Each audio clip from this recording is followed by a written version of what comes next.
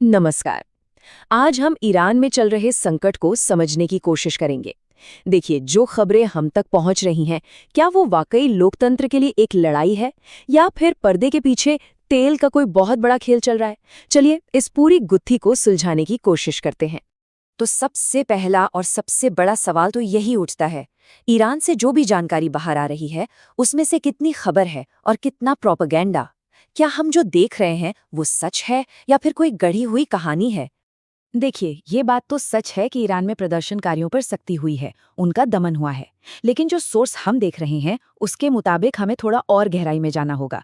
समझना होगा कि जो खबरें हम तक पहुंचाई जा रही हैं, उनके पीछे की असली मंशा क्या है। ये एनालिसिस इस बात पर सवाल उठाता है कि जो कुछ भी हम देख रहे हैं, क्या वो सच में हो रहा है या फिर उसे अमेरिका और इजराइल की मीडिया फैक्ट्रियों में तैयार किया जा रहा है। मतलब एक खास नैरेटिव, एक खास कहानी दुनिया को दिखाने के लिए। तो चलिए अब आते हैं उस असली मुद्दे पर जिसकी बात सोर्स कर रहा है, यानी कि तेल का खेल। और इसे समझने के लिए हमें थोड़ा पीछे जाना होगा, वेनेजुएला की कहानी पर, क्योंकि पैटर्न काफी मिलता जुलता है। यहाँ एक बहुत ही दिलचस्प बात सामने आती है। पूरी दुनिया को बताया जा रहा है कि ये लड़ाई लोकतंत्र के लिए है, लोगों के हक के लिए है। लेकिन सोर्स का आरोप है कि असली मकसद कुछ और ही है, और वो है ईरान के कीमती संसाधनों पर कब्जा करना। जैसा कि मैंने कहा, सोर्स वेनेजुएला की तरफ इशारा करता है। वहाँ भी लोकतंत्र की बड़ी बड़ी बातें हुई और उसके ठीक बाद व्हाइट हाउस में क्या चर्चा हो रही थी कि देश के तेल के कुओं को कैसे कंट्रोल किया जाए। तो तर्क ये दिया जा रहा है कि ईरान में भी बिल्कुल यही कहानी दोहराई जा रही है। और अब बात आती है बाहरी ताकतों की। क्या इस पूरे मामले में बाहर से कोई दखलंदाजी हो रही है? सोर्स का तो दावा है कि इन प्रदर्शनों में विदेशी खुफिया एजेंसियों का सीधा हाथ है। इसके सबूत के तौर पर सोर्स एक ट्वीट की तरफ ध्यान खींचता है जो इजराइल की खुफिया एजेंसी मोसाद ने फारसी भाषा में किया था। ट्वीट में लिखा था, समय आ गया है, हम आपके साथ हैं। और बात यही नहीं रुकती। अमेरिका के पूर्व CIA डायरेक्टर माइक पॉम्पियो का बयान देखिए। उन्होंने कहा, प्रदर्शनकारियों और उनके बीच घूम रहे मोसाद के एजेंटों को नया साल मुबारक हो। ये बयान कहीं ना कहीं अमेरिकी जानकारी और समर्थन की तरफ इशारा करता है। सोर्स का ये भी दावा है कि विदेशी एजेंसियों ने कुछ हिंसक लोगों को हथियार तक मुहैया कराए, जिसका सबूत है 25 मस्जिदों और एक बड़े इमामबाड़े को जलाया जाना।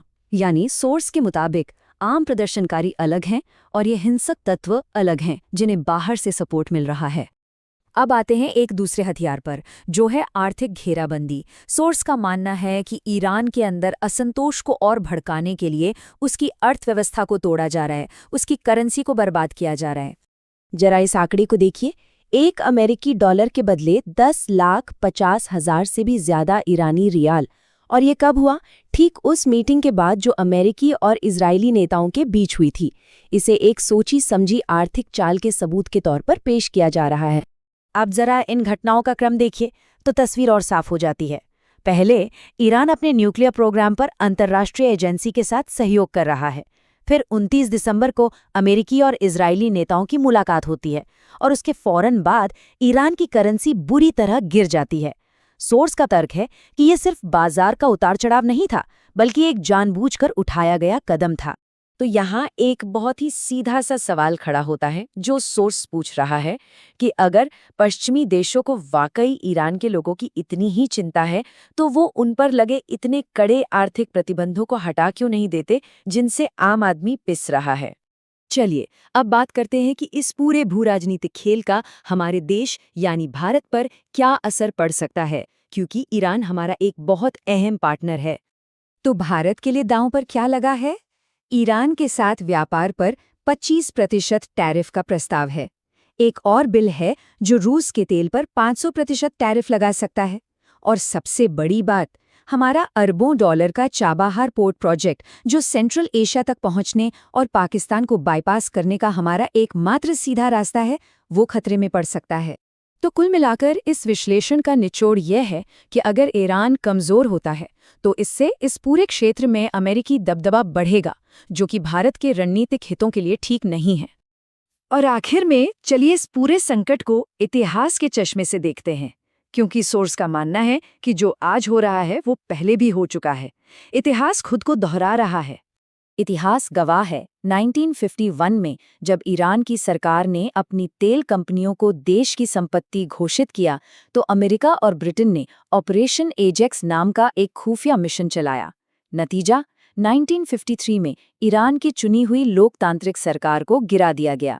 सोर्स का तर्क है कि तेल पर कब्जे के लिए विदेशी हस्तक्षेप का ये खेल आज फिर से खेला जा रहा है। तो इस पूरे विश्लेषण को सोर्स के एक बहुत ही गहरे विचार के साथ खत्म करते हैं।